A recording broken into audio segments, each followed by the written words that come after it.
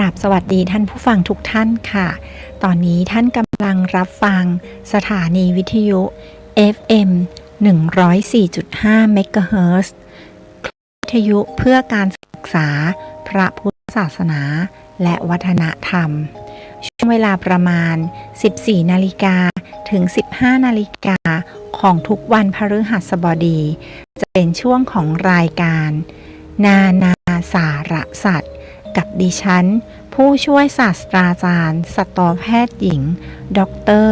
วีนาจูเปีย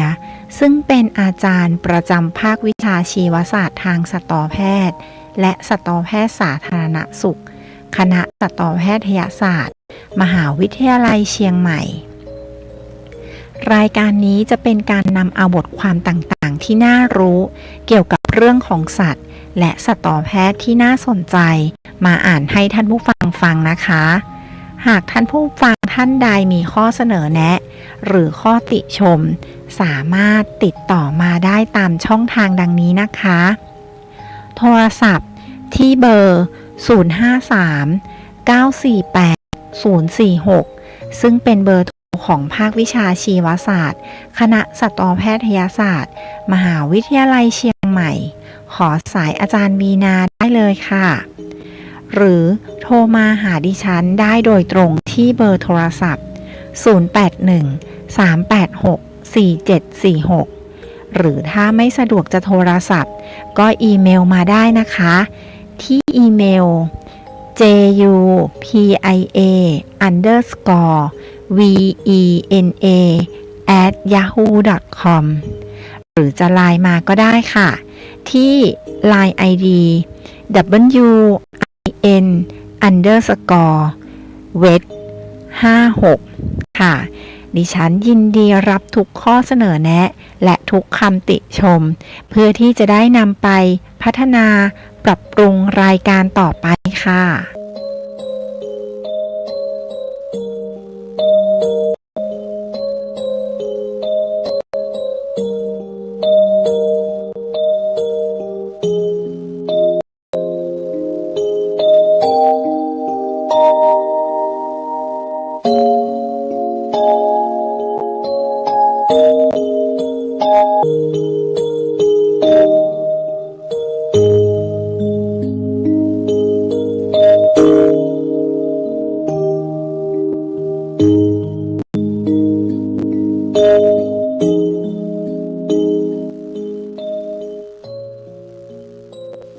สวัสดีท่านผู้ฟังที่เคารพนะคะสำหรับในวันพฤหัสบดีนี้เราก็กลับมาเจอกันอีกแล้วนะคะท่านผู้ฟัง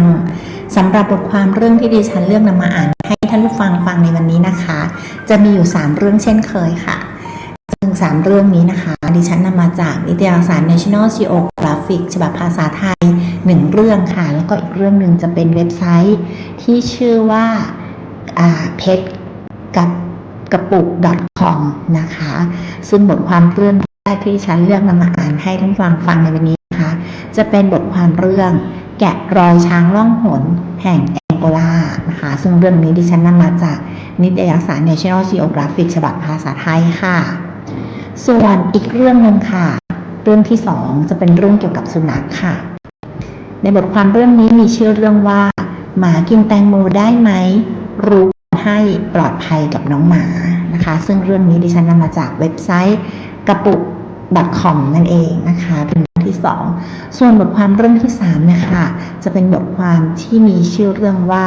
10ความเชื่อผิดๆเกี่ยวกับการดูแลสัตว์เลี้ยงที่อาจทำร้ายน้องหมาน้องแมวโดยไม่รู้ตัวนะคะซึ่งนำมาจากเว็บไซต์กระปุกเช่นเดียวกับบทความเรื่องที่2นะคะสำหรับเรื่องราวของบทความต่างๆเหล่านี้จะเป็นยังไงบ้างเดี๋ยวท่านผู้ฟังกลับมาฟังดิฉันอ่านให้ฟังนะคะสำหรับตอนนี้ขอพักเบรกแป๊บนึงค่ะเดี๋ยวเราพบกันนะคะ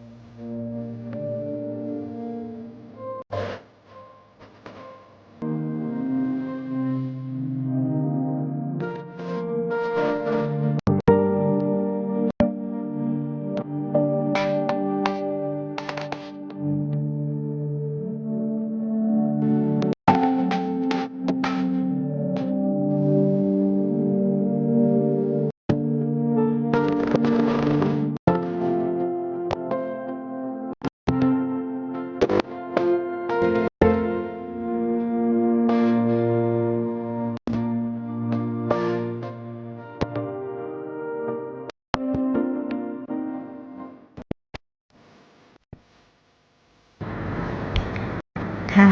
สำหรับบทความเรื่องที่หนึ่งนะคะเป็นบทความเรื่องแกะรอยช้างล่องหนแห่งแองโกลาซึ่งเรื่องนี้ดิฉันนำมาจากนิตยสาร National Geographic ฉบับภาษาไทยของฉบับวันที่ 9 เมษายนปีนี้เองค่ะท่านผู้ฟังหลังความขัดแย้งยาวนานหลายทศวรรษในแองโกลาหลายคนคิดว่าประชากรช้างในประเทศนี้ได้สูญสิ้นไปแล้วแต่ที่อาศัยอยู่ร่วมกับพวกมันมาช้านานรู้ว่าหาได้เป็นเช่นนั้นปัจจุบันการตามหาช้างผีเหล่านี้เผยความจริงอันน่าทึ่งว่าสัตว์ยักษ์ใหญ่เหล่านี้ยังคงเร้นกาอยู่ได้อย่างไรอาเบราอันโตนิโอลูโฮกดฝ่ามือแนบหลุมตื้นๆบนดินที่แบนและใหญ่พอๆกับถาดอาหารบนผิวดินบริเวณนั้นมีรอยแตกและลายริ้วที่เกิดจากการเสียดสีกับผิวหนังหนาย่นซึ่งขึ้นชื่อว่าพูดผีไม่ควรทิ้งร่องรอยใดๆไว้ทว่าตอนนี้ผมกำลังจ้องมองรอยเท้าหนึ่งซึ่งปรากฏให้เห็นชัดเจนบนพื้นทะเลขอโทษค่ะบนพื้นทรายลมหอบณที่ราบสูงทางตะวันออกของแองโกลาตอนนั้นเป็นวันอากาศดีวันหนึ่งฤดูแล้งปลายเดือนมิถุนายนลูโฮพรานท้องถิ่นชาวช็อกเวย์วัย 41 ปี พ่อลูก 10 ผู้เคยเป็นทหารช่วยกรุยทางให้ทีมที่ประกอบด้วยคน6 คนของเราตลอดช่วงเช้าเพื่อตามหาโขลงช้างลึกลับที่แทบไม่มีใครเคยเห็นโขลงหนึ่งค่ะซึ่งเล็ดลอดการศึกษาทางวิทยาศาสตร์มานานหลาย10 ปีด้านหลังลูโฮคือสตีฟบอยนักเวชวิทยาชาวแอฟริกาใต้และนักสำรวจของ National Geographic วัย 46 ปีกับชาวแองโกลาอีก 3 คนรวมถึงเคอร์เลนกอสตาเพื่อนนักสำรวจวัย 39 ปีผู้อำนวยการโครงการลิซิมาในแองโกลาซึ่งเป็นโครงการหนึ่งของมูลนิธิลิซิมาที่บอยเป็นผู้ร่วมก่อตั้งทีมสำรวจของเราพยายามที่จะบันทึกศึกษาและปกป้องช้างที่รู้หลบเป็นปีกโขลงนี้เราอยู่ระหว่างการแกะรอยช้างที่อาจมีประมาณ20 ตัวแต่บอยส์คาดว่าประมาณว่าน่าจะมีถึงราว100 ตัวที่ยังคงอาศัยอยู่ในภูมิภาคนี้ค่ะการสำรวจก่อนหน้านี้ครั้งหนึ่งผู้นำชุมชนจากหมู่บ้านซินจังกาเล่าเรื่องช้างลึกลับโขลงหนึ่งที่เขาเรียกว่าช้างผีให้บอยส์ฟังเขาบอกว่าคุณต้องฝังตัวอยู่ในหุบเขาเหล่านี้นานหลายเดือนกว่าจะได้เจอสักตัวหนึ่งพวกช้างนี้ใช้ชีวิตผิดแผกจากช้างอื่นๆเกือบทั้งโลกพวกมันอาศัยอยู่บนที่ราบสูงที่มีระดับความสูงประมาณ 1,200 เมตรส่วนใหญ่จะออกมาเคลื่อนไหวยามวิกาลหรือพบคล่ำเพื่อหลีกเลี่ยงผู้คนและเดินทางอย่างเงียบกริบทั้งที่มีขนาดมหึมาบอยส์เชื่อว่านี่คือการปรับตัวทางพฤติกรรมจากการเผชิญความรุนแรงหลายชั่วรุ่นพวกมันปรับตัวเก่งซะจนไม่มีใครกล้าพูดได้เต็มปากว่าตลอดหลาย10 ปีที่ผ่านมาพวกมันไปจากภูมิภาคนี้กันหมดแล้วแต่เพิ่งหวนกลับมาเมื่อไม่นานมานี้หรือว่าพวกมันอยู่ที่นี่มาตลอดเพียงแค่หลบๆซ่อนๆเท่านั้นไม่ว่ายังไงบอยส์เห็นโอกาสในการอนุรักษ์ขอแค่ช้างล่องหนพวกนี้อยู่รอดปลอดภัยได้แม้แค่ไม่กี่ปีเท่านั้นพวกมันก็จะค่อยๆปรับตัวอยู่กับมนุษย์ได้อีกครั้งและกลับมามีพฤติกรรมเหมือนช้างทั่วๆไปอย่างช้าๆค่ะฉายานี้ยังสมชื่อจากอีกเหตุผลหนึ่งด้วยค่ะสำหรับชนพื้นเมืองแองโกลาในแถบที่ราบสูงทางตะวันออกเหล่านี้ร่างกายมหึมาของช้างถือเป็นร่างประทับของทั้งบรรพบุรุษมนุษย์ของพวกเขาและจิตวิญญาณที่มีชีวิตของภูมิทัศน์ความเชื่อดังกล่าวยังดำรงอยู่และกระทั่งในยามที่ทั้งคนและสัตว์ในแองโกลาต่างต้องดิ้นรนต่อสู้ทุกเมื่อเชื่อวันเพื่อแย่งชิงทรัพยากรที่หายากค่ะ วิสัยทัศน์ของบอยส์ในการทำภารกิจนี้ไปได้ไกลกว่าการเข้าหาตัวช้าง เขาอยากสนับสนุนความพยายามปกป้องของบรรดาผู้นำท้องถิ่น โดยหวังจะจัดตั้งหน่วยงานพิทักษ์ป่าที่มีเจ้าหน้าที่ถึง 400 คนคอยเฝ้าระวังและปกป้องช้าง ความฝันอันยิ่งใหญ่ที่สุดของเขา ก็คือการโน้มน้าวให้ช้างเชื่อว่ามนุษย์เปลี่ยนไปแล้ว และสามารถไว้ใจได้อีกครั้งค่ะ แต่ประการแรกสุดบอยส์กับทีมของเขาจะจำเป็นจะต้องหาโครงนี้ให้พบซะก่อน หลังจากลงพื้นที่หลายวันและเดินลุยป่าฝ่าดงหลาย10 กิโลเมตรรอยทางนี้คือร่องรอยชัดเจนแรกสุดที่เป็นสัญญาณว่าเราเข้าใกล้ช้างโขลงนี้แล้วช่างล่องหนหายตัวเก่งสมชื่อช้างผีจริงๆเลยค่ะไม่ใช่เรื่องบังเอิญที่ช้างแองโกลาเริ่มหายตัวไปในช่วงที่ประเทศเผชิญสงครามที่ดำเนินเกือบต่อเนื่องถึง41 ปีเริ่มตั้งแต่การต่อสู้เพื่อเรียกร้องเอกราชจากโปรตุเกสซึ่งกินเวลาตั้งแต่ปีคริสตศักราช1961 ถึง 1974 จากนั้นก็เกิดสงครามกลางเมืองที่หฤโหดอย่างยิ่งในช่วง 1975 ถึง 2002 ผู้คนหลายแสนล้มตายและพวกที่สู้รบก็ใช้งานทุ่นระเบิดอย่างกว้างขวางซึ่งยังคงก่ออันตรายมาจนถึงทุกวันนี้ทั้งมนุษย์และสัตว์ป่าต้องอพยพหนีความรุนแรงเข้าสู่นามิเบียบอตสวานาและแซมเบียภูมิภาคทางตะวันออกเฉียงใต้ของแองโกลาซึ่งเรากำลังค้นหาช้างอยู่นี้เคยเป็นฐานที่มั่นของผู้นำกลุ่มกบฏโจนาสซาเวมบีจนกระทั่งเขาเสียชีวิตเมื่อปีคริสตศักราช 2002 หน่วยจัดหาทรัพยากรของชาวซาวิมบีก็ฆ่าช้างเอามาเช่นกันค่ะรวมช่วงเวลาเดียวกันนั้นบอยส์เริ่มสำรวจภูมิภาคนี้โดยมีแผนการอนุรักษ์ที่ใหญ่กว่าอยู่ในใจเมื่อปีคริสตศักราช 2015 เขาพายเรือไปตามแม่น้ำกาวิโดเพื่อทำความเข้าใจความเชื่อมโยงระหว่างสายน้ำและสัตว์ป่าของแองโกลากับดินดอนสามเหลี่ยมปากแม่น้ำไวโอกาวางโกพื้นที่ชุ่มน้ำ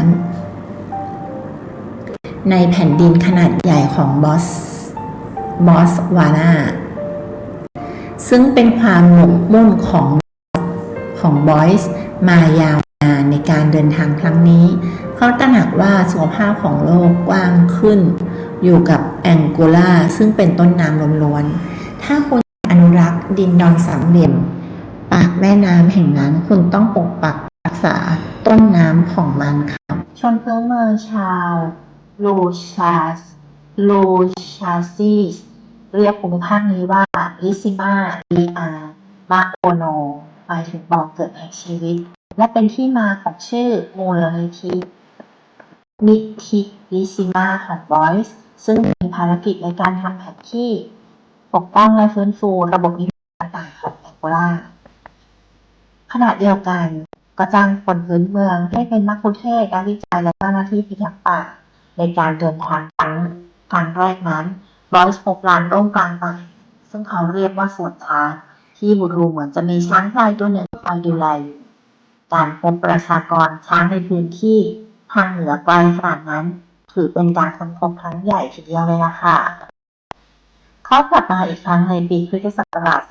2016 กลับจักรยานยนต์โดยมุ่งมั่นจะหาช้างพวกนั้นให้พบเราเริ่มได้กลิ่นพวกมันครับเขาบอกแต่ไม่เคยเห็นหรือได้ยินเสียงพวกมันเลยกล้องดักถ่ายบันทึกเสือดาวเม่นลิงและหนูแม่น้ำสีแดงได้แต่ไม่มีช้างต่อมาในปีคริสตศักราช 2019 บอยส์พยายามคราวนี้เขาจ้างเฮลิคอปเตอร์ให้ค้นหาตามสันเขาต่างๆในอาโบและคารูคีที่เป็นต้นน้ำของระบบแม่น้ำสำคัญได้แก่ โอกาวังโกคองโกและแซมบิซีแต่ยังคงไม่พบจากนั้นลูโฮก็เข้าตอนนั้นคือปีคริสตศักราช2011ผมกำลังได้ผมกำลังล่าสัตว์และรู้ว่าเพื่อนผมหลายๆคนไปทำงานกับสตรีทแล้วครับเขาบอกผ่านกอสตาพอผมเห็นร่องรอยของฉันผมก็ส่งข้อความบอกกอสตาไปว่าผมคิดว่าคุณหาผิดที่แล้วล่ะลุงฮกแนะนำให้พวกเขาจำกัดวงค้นหาเฉพาะบริเวณรอบๆกังบ้าเมืองเล็กที่ราบสูงทางตะวันออกเท่านั้นพอเขาเข้ามาทำงานกับลิซิมาทุกอย่างก็เปลี่ยนไปภายในไม่กี่เดือนพวกเขาเริ่มจัดภาพเรือนรางจากกล้องหลักถ่ายได้จำนวนเดิมในเดือนมิถุนายนในเดือนกันยายนปีพุทธศักราช2000ก็ได้ซื้อวิดีโอจากโทรศัพท์มือถือที่แม้จะสั่นไหวแต่ก็ผิดแน่ค่ะนั่นคือเหตุผลที่ลูโฮมาเดินตัดผ่านที่ราบสูงแห่งนี้ทางชี้รอยทางต้นไม้รุ่นที่พังหักเสียหาย1 ชั่วโมงหลังจากเขาพบร่องรอยล่าสุดนั้นจู่ๆป่าก็เปิดโล่งราวกับฝีมือคนขับรถแท็กเตอร์เมาคานของคนจากนั้นก็เจอของดีเข้าให้นั่นคือหมวดทางสดๆขนาดเท่าลูกฟุตบอลยังมีเมือกมาถึงราวปอดอยู่บางทีพวกนี้อาจจะเล่ใส่ปนและหากินบางคืนแต่พวกมันต้องขับถ่ายบอยส์กับทีมนิซิมาร่วมมือกันจัด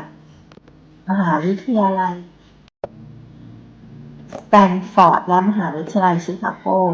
ในการตรวจสอบทางพันธุกรรม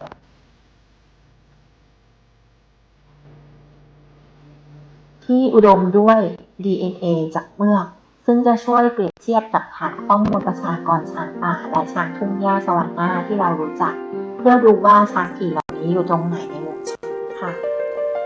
เปิดขวดแก้วและเตรียมเก็บตัวอย่างจากกองมูลที่ยังอุ่นอยู่การได้เจอช้างย่อมเป็นเรื่องดีอย่างไม่ต้องสงสัยแต่นี่ก็ถือเป็นรางวัลปลอบใจที่น่ายินดีแล้วหลังค้นหาอยู่เกือบทศวรรษนักอนุรักษ์ในแองโกลาก็รู้แล้วว่าทรัพยากรล้ำค่าที่สุดของพวกเขาคือผู้นำท้องถิ่นผู้รู้เห็นทุกเรื่องที่เกิดขึ้นในป่าดังนั้นเช้าวันก่อนที่เขาจะเข้าป่ากอสตาผู้อำนวยการโครงการซิมาจึงย่อร่างที่สูง188เซนติเมตรเพื่อลอดเข้าสู่ประตูรั้วของเรเจดอร์กาเกเชเพื่อทำพิธีตามขนบนั่นคือการพนมมือเป็นรูปถ้วยเพื่อแสดงความเคารพเจ้าบ้านที่ต้อนรับเราบอยส์กับลูกทีมที่เหลือทำตามเรเจดอร์กาเกเซราชันผู้นำเผ่าอึนคังกาลาเป็นกลุ่มย่อยของเผ่ากังเกลาอาศัยอยู่ในที่ดินนี้ซึ่งมีกำแพงล้อมย่านชานเมืองกัมบ้าเขาเชิญเราเข้าสู่ท้องพระโรงผนังดินโดยสวมชุดที่ผสมผสานระหว่างผ้าพิมพ์ลายเสือดาวกับเสือดาวจริงๆค่ะหากเกษตรกรผู้ปลูกมันสำปะหลังจุดไฟเผาป่าผิดช่วงเวลาของปีเรเจเดอร์กาเกเซจะล่วงรู้เช่นเดียวกับหากมีช้างถูกยิงในเรเจดอเรียหรือเขตปกครองจากยุคอาณานิคมของเขาเรเจดอเรียเคยเป็นระบบที่ชาวโปรตุเกสใช้แสดงอำนาจปกครองเหนือชนพื้นเมืองทว่านับตั้งแต่ได้รับราชเรเจดอร์หลายคนสวมบทบาทเป็นเหมือนผู้ประสานงานวัฒนธรรมหรือหัวหน้าเผ่าท้องถิ่นที่คอยดูแลผืนแผ่นดินเดิมของตนมากกว่าถ้าอยากเข้าไปทำงานในที่ไหนสักแห่งเราต้องขออนุญาตจากผู้นำตามขนบก่อนครับกอสตาพยายามโน้มน้าวให้เรเจดาเกเซมั่นใจในแผนการต่างๆของลิซิมาผู้นำกล่าวคำอวยพรจากนั้นก็ขอให้กอสตาช่วยชุมชนคิดหาวิธีสร้างสะพาน2 แห่งในจุดเข้าถึงยากที่สุดในเขตแดนของตนและกำหนดเงื่อนไขเพิ่มเติมว่าโครงการของลิซิมาต้องใช้คนท้องถิ่นเป็นผู้แกะรอยและผู้พิทักษ์สัตว์ป่า พื่อเฝ้าดูแลช้างพวกนั้นไม่ใช่ช้างจริงๆแต่เป็นมนุษย์เรเจดากาเกเชอร์อธิบายผ่านล่ามค่ะเขาหยุดพักใกล้เมืองลูเอนาและพบกับโควาคาเนมูคุมบีลีวัมบาซึ่งรู้จักกันไปทั่วด้วยชื่อประกอบพิธีว่าเมวาเนชิวเอกาที่ 6 เจ้าผู้ครองเผ่าลูซาซีในวัย 70 เศษเขาปกดูแลเขตแดนที่รวมถึงเรเจดาเรียอาณาเขตกว่า 1.8 ล้านไร่ เรียกว่าซิมบินดีอันเป็นส่วนหนึ่งของท้องถิ่นอาศัยของช้างที่เรากำลังศึกษาอยู่มะเวชิโอเวเอกานั่งบนบัลลังก์ที่ปูหนังสิงโตพรมหนังเสือดาวก่อนสาธยายว่าบรรพบุรุษของเขาเดินทางจากแถบตะวันออกของทะเลสาบเกรทเลคในแอฟริกาที่อยู่กลางเกรฟฟิตแวลลีย์มาลงหลักปักฐานในแองโกลาได้อย่างไรบรรพชนชาวลูซาซีของเขาคือคนกลุ่มแรกๆที่ข้ามแม่น้ำกาไซซึ่งเป็นแนวพรมแดนทางตะวันออกเฉียงเหนือที่กั้นระหว่างแองโกลากับสาธารณรัฐประชาธิปไตยคองโกในปัจจุบันค่ะเช่นเดียวกับเรเจดอร์กาเกเซเขายืนยันว่าช้างคือบรรพบุรุษมนุษย์และช้างจะแสดงตัวออกมาเมื่อมันพร้อมให้คนเห็นถ้าเป็นแค่ช้างทั่วไปผมก็อนุญาตให้พวกคุณได้ส่งสารทางจิตวิญญาณไปแจ้งให้พวกมันรู้และให้พวกคุณเข้าไปเจอพวกมันแต่นี่ไม่ใช่แบบนั้นเขาบอกกอสตาแม้ทีมไม่อาจพึ่งการแทรกแซงทางจิตวิญญาณได้แต่อย่างน้อยก็นำเทคโนโลยีสมัยใหม่เข้าไปผสมผสานได้1 เดือนก่อนหน้านี้แจสเปอร์ดูเอสช่างภาพชาวดัตช์และนักสำรวจของ National Geographic ติดตั้งกล้องดักถ่ายราวครึ่งโหลในพื้นที่ราวๆ 500,000 ไร่ที่ลูโฮปและอันพื้นเมืองคนอื่นๆบอกว่าช้างมีความเคลื่อนไหวมากที่สุดหลังจากพบเรเจดอร์กาเกเชเขาก็มุ่งหน้าเข้าป่าเพื่อตรวจสอบกล้องดักถ่ายและดูว่าพวกช้างพร้อมเปิดเผยตัวเองหรือยังค่ะอันนี้ก็จะเป็นบทความเรื่องเกี่ยวกับช้างนะคะในแองโกลาเนาะค่ะสำหรับบทความเรื่องที่1ก็จบลงไปแล้วนะคะเดี๋ยวดิฉันจะอ่านบทความเรื่องที่2ให้ทุกฟังซึ่งเป็นเกี่ยวกับการกินแตงโมของสุนัขนะคะสุนัขจะกินแตงโมหลายคนก็คงสงสัยแต่ก่อนที่จะถึงบทความเรื่องที่2ดิฉันขอพักเบรกเดี๋ยวเรากลับมาพบกันนะคะ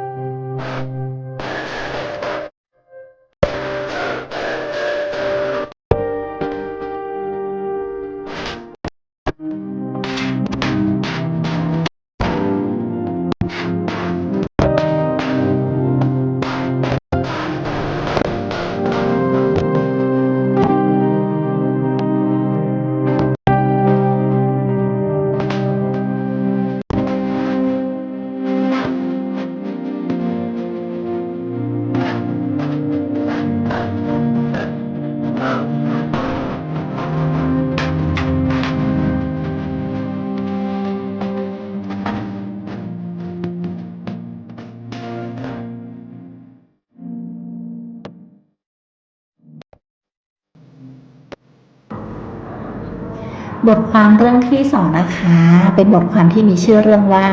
หมากินแตงโมได้ไหมรู้ก่อนให้ปลอดภัยกับน้องหมานะคะซึ่งบทความเรื่องนี้ดิฉันนำมาจากเว็บไซต์ pet.gapuk.com นั่นเองนะคะท่านผู้ฟัง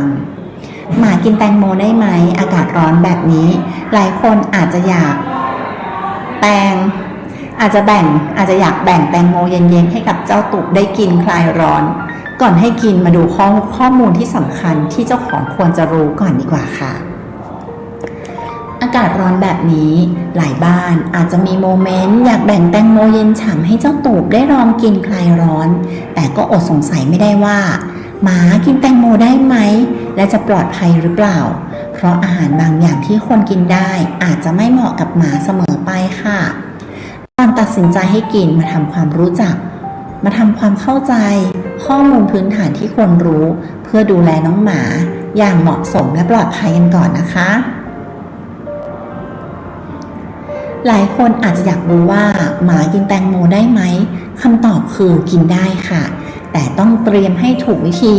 เนื้อแตงโมสีชมพูแดงถือว่าปลอดภัยสำหรับหมาและยังช่วยเพิ่มความสดชื่นในวันที่อากาศร้อนแต่ก่อนให้กินเจ้าของควรจะเอาเมล็ดและเปลือกออกให้เรียบร้อยทุกครั้งเนื่องจากอาจจะย่อยยากและเสี่ยงต่อปัญหาในระบบทางเดินอาหารของน้องได้การเตรียมให้ถูกต้องจึงเป็นสิ่งสำคัญที่จะช่วยให้กินได้อย่างปลอดภัยมากขึ้นนะคะคุณค่าทางโภชนาการของแตงโมสำหรับหมาแตงโมมีน้ำเป็นส่วนประกอบมากกว่า 90% จึงเป็นของว่างที่ช่วยเติมความชุ่มชื้นให้กับร่างกายได้ดีโดยเฉพาะในช่วงอากาศร้อน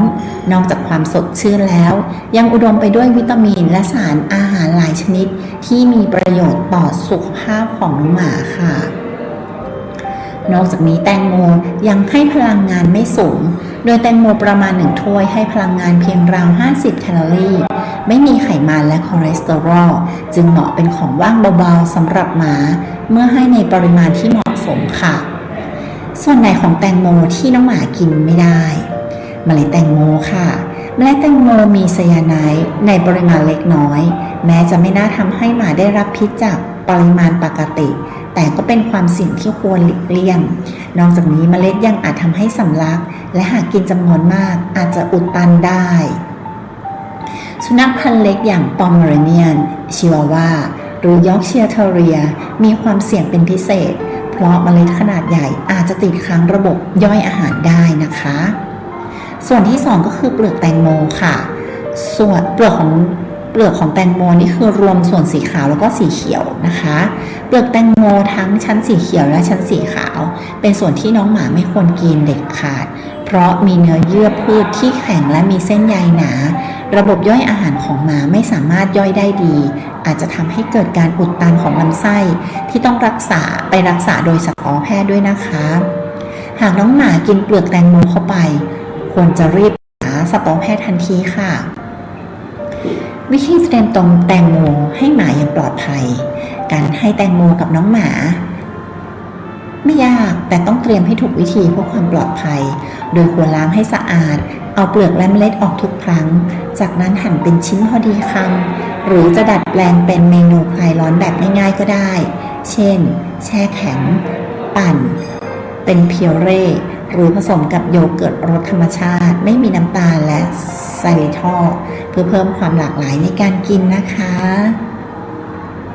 แต่มีข้อควรหลีกเลี่ยงที่พึงระวังนั่นก็คือไม่ควรใช้แตงโมกระป๋องหรือแตงโมแปรรูป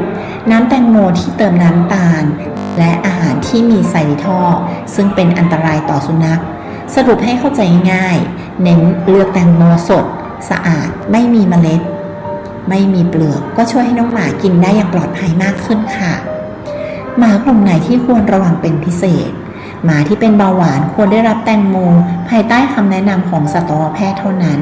เพราะแตงโมมีน้ำตาลธรรมชาติซึ่งอาจส่งผลต่อระดับของน้ำตาลในเลือดนอกจากนี้ควรระวังในกลุ่มต่อไปนี้นะคะสุนัขที่มีปัญหาระบบการย่อยอาหารเรื้อรังสุนัขแก่ที่มีโรคไตหรือโรคหัวใจลูกสุนัขที่ระบบย่อยอาหารยังไม่แข็งแรงเต็มที่ลูกสุนัขสามารถกินแตงโมได้แต่เช่นเดียวกับสุนัขโตของว่างไม่ควรเกิน 10% ของอาหารต่อวันค่ะ สรุปแล้วหมากินแตงโมได้หากเตรียมอย่างถูกวิธี และให้ในปริมาณที่พอเหมาะเลือกให้แบบปลอดภัยใส่ใจอีกนิดน้องก็อร่อยได้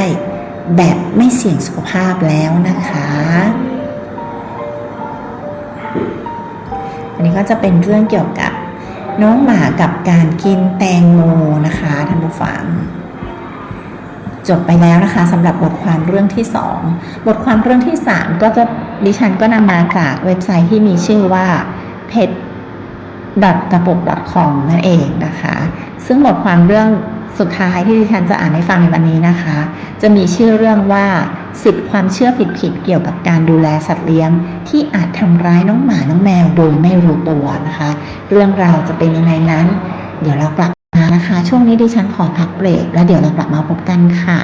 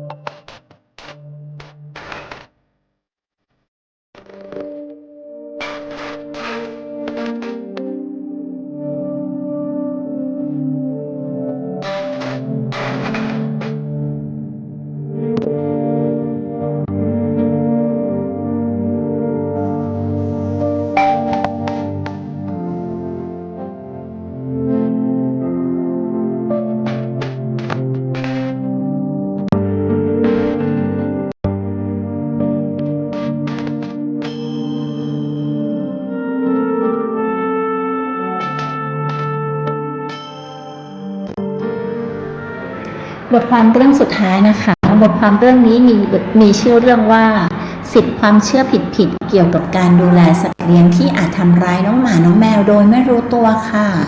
ซึ่งบทความเรื่องนี้ดิฉันนำมาจากเว็บไซต์ pet.gapuk.com นั่นเองนะคะ10ความเชื่อผิดเกี่ยวกับการเลี้ยงสัตว์ที่อาจทำร้ายน้องหมาน้องแมวโดยไม่รู้ตัวรีบทำความเข้าใจใหม่ก่อนจะสายเกินแก้นะคะไม่ว่าจะเป็นผู้เลี้ยงน้องหมาหรือน้องแมวหากมีความเชื่อจากข้อมูลที่ผิดพลาดก็อาจจะทำให้สัตว์เลี้ยงแสนรักตกอยู่ในความเสี่ยงทั้งทางด้านสุขภาพและด้านอื่นๆได้ซึ่งปัจจุบันยังคงมีแนวคิดเรื่องการดูแลสัตว์เลี้ยงทั้งหลายที่ยังคงถูกแชร์ต่อๆกันมาทั้งจากคนรู้จักและในโลกออนไลน์ที่แม้ว่าบางอย่างจะทำกันมานานหลายปีแต่ก็ไม่ได้หมายความว่ามันจะปลอดภัยหรือถูกต้องเสมอไปโดยในวันนี้เราจะมาพูดถึงความเชื่อเก่าๆที่ควรเลือกใช้พร้อมแนะนำสิ่งที่ควรทำแทนค่ะความเชื่อผิดเกี่ยวกับการเลี้ยงสัตว์นะคะเรื่องที่1ก็คือนมเหมาะกับแมวความเชื่อเก่าก็คือแมวกินนมได้และควรดื่มนมเป็นของว่างความจริงแล้วก็คือแมวส่วนใหญ่ไม่สามารถย่อยแลคโตสในนมวัวได้เพราะแมวแพ้แลคโตสซึ่งอาจจะทำให้ระบบทางเดินอาหารของน้องผิดปกติอย่างเช่นท้องเสียหรือปวดท้องได้แม้ว่าจะเห็นแมวกินนมในทีวีแต่ในความเป็นจริงควรหลีกเลี่ยงนมวัวแต่ถ้าหากอยากให้เป็นของว่างที่ใช้นมสำหรับแมวที่ปราศจากแลคโตสแทนเพื่อความปลอดภัยมากขึ้นค่ะเรื่องที่2นะคะการฝึกสุนัขด้วยวิธีลงโทษได้ผลความเชื่อเก่าใช้โซ่รัดคอสายจูงที่ทำให้เจ็บหรือการดุเสียงดังสามารถแก้พฤติกรรมที่ไม่พึงประสงค์ได้ความจริงแล้วก็คือวิธีการลงโทษแบบนี้อาจจะได้ผลชั่วคราวแต่ไม่ได้สอนให้น้องหมารู้ว่าต้องทำอะไรแทนและอาจทำให้น้องกลัวเสียความไว้วางใจและเกิดปัญหาทางพฤติกรรมเพิ่มขึ้นการฝึกที่ถูกต้องก็คือการเสริมแรงเชิงบวกเช่นให้รางวัลเมื่อเขามีพฤติกรรมที่ดีไม่ว่าจะเป็นขนมของเล่นหรือคำชมซึ่งช่วยเปลี่ยนพฤติกรรมให้ดียิ่งขึ้นและสร้างความสัมพันธ์ที่แน่นแฟ้นขึ้นระหว่างเจ้าของกับสุนัขได้นะคะเรื่องที่3ก็คืออาหารเม็ดช่วยทำความสะอาดฟันความเชื่อเก่าการกินอาหารเม็ดจะช่วยลดคราบหินปูนและทำความสะอาดฟันความจริงก็คืองานวิจัยสมัยใหม่พบว่าอาหารเม็ดทั่วไปไม่ได้ช่วยทำความสะอาดฟันอย่างมีประสิทธิภาพสัตว์มักจะกลืนลงไปทั้งเม็ดหรือเคี้ยวอย่างผิวเผินจึงทำให้เกิดแรงเสียดสีระหว่างฟันและอาหารน้อยมากการดูแลฟันที่แท้จริงก็คือการแปรงฟันเป็นประจำและอาหารที่ออกแบบมาเป็นพิเศษเพื่อสุขภาพช่องปากเท่านั้นที่มีหลักฐานช่วยลดคราบหินปูนได้จริงค่ะเรื่องที่4ใส่กรงเป็นการลงโทษความเชื่อเก่าถ้าสุนัขทำผิดให้จับใส่กรงเพื่อสั่งสอนความจริงก็คือกรงควรเป็นพื้นที่ที่ปลอดภัยสำหรับสุนัขเป็นที่ที่น้องรู้สึกสบายและปลอดภัยไม่ใช่เครื่องมือสำหรับการลงโทษการลงโทษควรเกิดขึ้นทันทีหลังพฤติกรรมที่ไม่พึงประสงค์ภายในไม่กี่วินาทีเพื่อให้สุนัขเชื่อมโยงเหตุการณ์ให้ถูกต้องการเอาน้องเข้าไปขังในกรงหลังจากนั้นจึงเป็นการลงโทษที่ไม่สอดคล้องกับเวลาที่เกิดพฤติกรรมจริงนะคะและไม่ช่วยให้น้องเข้าใจว่าเขาควรจะทำยังไงถึงจะถูกเรื่องที่5การพาน้องไปหาสัตวแพทย์เมื่อป่วยเท่านั้นความเชื่อเก่าก็คือถ้าสัตว์เลี้ยงไม่ป่วยก็ไม่ต้องพาไปตรวจความจริงก็คือการตรวจสุขภาพอย่างสม่ำเสมอปีละ2 ครั้งช่วยให้เจ้าของและสัตวแพทย์สามารถตรวจพบปัญหาก่อนที่มันจะลุกลามรวมถึงการอัปเดตวัคซีนประเมินโภชนาการพฤติกรรมและคำแนะนำด้านสุขภาพอื่นๆซึ่งเป็นส่วนหนึ่งของการดูแลเชิงป้องกันค่ะเรื่องที่6ก็คือให้กินกระเทียมเพื่อกันเห็บหมัดความเชื่อเก่าให้สัตว์เลี้ยงกินกระเทียมเพื่อให้กลิ่นเหงื่อไล่เห็บหมัดความจริงก็คือกระเทียมเป็นสารที่เป็นพิษต่อสุนัขและแมวและร่างกายสัตว์เลี้ยงไม่เหมือนคนน้องจะไม่มีเหงื่อออกเพื่อไล่เห็บค่ะน้องไม่มีเหงื่อการให้กระเทียมจึงไม่ได้ช่วยเรื่องเห็บแต่กลับสามารถทำให้น้องป่วยได้ดังนั้นจึงไม่ควรใช้วิธีนี้เลยค่ะเรื่องที่7ก็คือสุนัขแก่ฝึกไม่ได้แล้วความเชื่อเก่าก็คือสุนัขสูงวัยไม่สามารถเรียนรู้สิ่งใหม่ๆ ความจริงก็คือสุนัขสามารถเรียนรู้ได้ตลอดชีวิตการฝึกต่อเนื่องช่วยให้สมองของน้องเฉลียวฉลาดและมีความสุขเช่นเดียวกับร่างกายที่ได้ออกกำลังกายแค่ปรับให้เหมาะสมกับข้อจำกัดทางร่างกายเช่นเวลาพักมากขึ้นหรือใช้กิจกรรมที่ไม่หนักเกินไปค่ะเรื่องที่ 8 แมวที่อยู่แต่ในบ้านไม่ต้องป้องกันเห็บความเชื่อเก่าก็คือเห็บหมัดไม่มีทางเข้ามาในบ้านได้ความจริงก็คือเห็บและไข่ของมันสามารถติดเข้ามาในบ้านจากรองเท้ากระเป๋ารอยแตกในหน้าต่างหรือจากสัตว์อื่นในบ้านได้และอยู่ในพรมหรือโซฟาได้นานหลายเดือนแล้วค่ะดังนั้นแมวที่อยู่แต่ในบ้านก็ยังควรได้รับการป้องกันเห็บหมัดตลอดทั้งปีนะคะเรื่องที่ 9 ไม่จำเป็นต้องแปรงฟันให้สัตว์เลี้ยงความเชื่อเก่าก็คือแปรงฟันเป็นเรื่องเสริมไม่ใช่สิ่งจำเป็นความจริงก็คือปัญหาฟันในสัตว์เลี้ยงเป็นเรื่องที่เกิดขึ้นได้และร้ายแรงหากไม่ดูแลอาจนำไปสู่ความเจ็บปวดการสูญเสียฟันและการติดเชื้อที่ลุกลามไปยังหัวใจหรือตับดังนั้นการแปรงฟันจึงควรเป็นส่วนหนึ่งของชีวิตประจำวันและควรพาไปให้สัตวแพทย์ตรวจเมื่อจำเป็นนะคะเรื่องที่ 10 ก็คือแมวฝึกไม่ได้ความเชื่อเก่าก็คือแมวไม่สามารถฝึกได้ความจริงก็คือแมวสามารถฝึกได้อย่างแน่นอนและจะเป็นการช่วยเสริมสร้างความสัมพันธ์ระหว่างเจ้าของและแมวด้วยเริ่มจากคำสั่งง่ายๆอย่างเช่นการสั่งให้นั่งด้วยการถือขนมไว้เหนือหัวจนน้องเริ่มนั่งแล้วเมื่อก้นแตะถึงพื้นให้พูดคำว่านั่งพร้อมทั้งให้ขนมน้องทันทีค่ะอันนี้ก็จะเป็นคำแนะนำนะคะ10คำแนะนำ10ความเชื่อนะคะที่ควรจะเชื่อหรือว่าไม่ควรจะเชื่อความจริงเป็นยังไงนะคะความคิดเป็นยังไงเรื่องเป็นยังไงความจริงเป็นยังไงทำไมคำแนะนำเก่าๆเหล่านี้ยังอยู่แม้ยังมีงานวิจัยและหลักฐานทางวิทยาศาสตร์ใหม่ๆมากมายแต่ความเชื่อเก่าๆก็ยังคงหมุนเวียนเพราะหลายคนได้ข้อมูลมาจากครอบครัวหรือเพื่อนบ้านที่ทำกันมานานหนังสือเก่าๆยังเผยแพร่ข้อมูลที่ไม่อัปเดตข้อมูลบนอินเทอร์เน็ตอาจจะไม่อัปเดตและไม่มีแหล่งอ้างอิงจะรู้ได้ยังไงว่าคำแนะนำไหนควรเชื่อควรระวังคำแนะนำที่มีแนวโน้มดังต่อไปนี้ค่ะไม่มีพื้นฐานจากผู้เชี่ยวชาญหรือการวิจัยวางผลลัพธ์ทันทีแบบง่ายๆใช้วิธีที่ทำให้สัตว์กลัวหรือเจ็บมาจากประสบการณ์เพียงเล็กน้อยของคนคนเดียวแม้ว่าคำแนะนำเก่าๆเกี่ยวกับการเลี้ยงสัตว์อาจจะดูคุ้นเคยแต่หลายข้ออาจจะเป็นอันตรายหรือไม่มีประโยชน์จริงการดูแลสัตว์เลี้ยงในปัจจุบันจึงควรยึดกับข้อมูลที่อัปเดตและมีหลักฐานทางวิทยาศาสตร์เพื่อให้น้องมีสุขภาพดีและปลอดภัยยิ่งขึ้นค่ะก็จะเป็นข้อมูลจากกระปุกซึ่งเขาเอาข้อมูลใหม่ทีนึงนะคะขอบคุณข้อมูลจากThe Spruce Pet นะคะ thesprucepets.com และ policy.com นะคะนี่ก็จะเป็นเว็บไซต์ที่เว็บไซต์กระปุกเนี่ยอ้างอิงเอามาอีกทีนึงนะคะอันนี้ก็จะเป็นข้อมูลเกี่ยวกับ10ข้อหรือ10เรื่อง10ความเชื่อผิดๆเกี่ยวกับการดูแลสัตว์เลี้ยงนะคะหวังว่าก็จะเป็นประโยชน์จากท่านผู้ฟังนะคะที่หลายๆท่านที่เลี้ยงสุนัขแล้วก็แมวนะคะสำหรับบทความในวันนี้ที่ดิฉันอ่านให้ผู้ฟังทั้ง3เรื่องในวันนี้ก็ขอจบเพียงเท่านี้นะคะสัปดาห์หน้าเราพบกันใหม่ค่ะสำหรับวันนี้สวัสดีค่ะขอบคุณท่านผู้ฟังทุกท่านที่ติดตามรับฟังกันมาตั้งแต่ช่วงต้นของรายการนะคะพบกันใหม่สัปดาห์หน้าค่ะสวัสดีค่ะ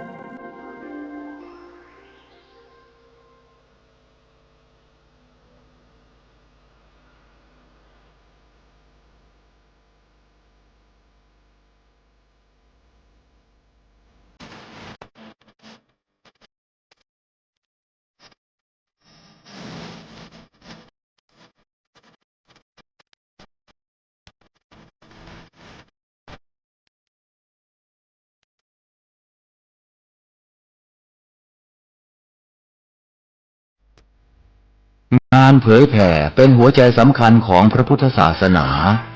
พระพุทธเจ้าอุบัติขึ้นมาบนเป้าหมายแห่งการเผยแผ่ความดีนำความดีไปแทรกไว้ในจุดที่มีความดีไม่มากค่อยๆเจือจางจนกระทั่งความไม่ดีนั้นหายไปเหลือแต่ความดีหรือมีดีมากกว่าไม่ดี